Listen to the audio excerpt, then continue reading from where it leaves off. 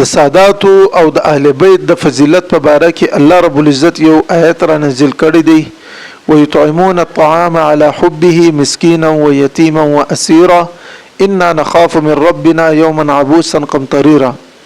الله رب العزت فرمایلی دی چې دغه اهل بیت د الله په مینه کې او د الله په محبت کې خپل خوراک تقسیمول او خپل خوراک صدقه کول دا د اهل بیت یو خاصه ده.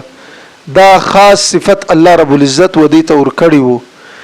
د چې دی به یتیمانو ته و مسکینانو ته او وقیدیانو ته خپل خوراک ور تقسیم کی او خپل خوراک به ورته صدقه کی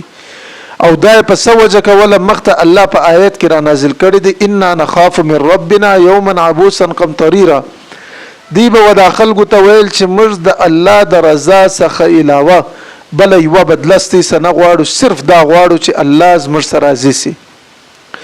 دا د دې آیت شان نزول دی. دا الله رب العزت په دې وجره نازل کولو چې حضرت علی رضی الله تعالی عنہ حضرت فاطمه رضی الله تعالی عنها حضرات حسنین کریمین رضی الله تعالی عنهما د دې روزه ولا د روزه په حالت کې چې څو وخت د افطار وخت رالی و دی له مسکینان رالو دی د خپل ګرد خوراک ور صدقه کی نو دا د الله رب العزت یو دا رقم خاص صفت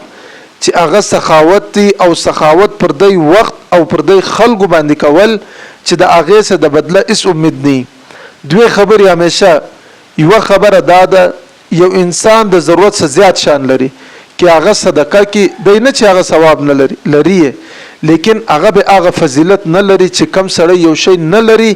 او د هغه باوجود هغه شی صدقه کی. او دویمه خبره په دې کې دا ده یو سړی صدقه وکي او پر دې خلکو وکي چې د په خبر دی چې دا سړی در په در دی چې زه ارسو صدقه ارسو خیرات ز پر وکمه سبا د دې مات د بدله امید لا نسته. نو دغه اصل شی اصل صدې نه چې هغه کې یو مور سړی ته ورکه یا ډوډۍ وکي یا خوراک ورکه هغه خپل فضیلت دی دا خپل ثواب دی لیکن د دې به جلا فضیلت او جلا ثواب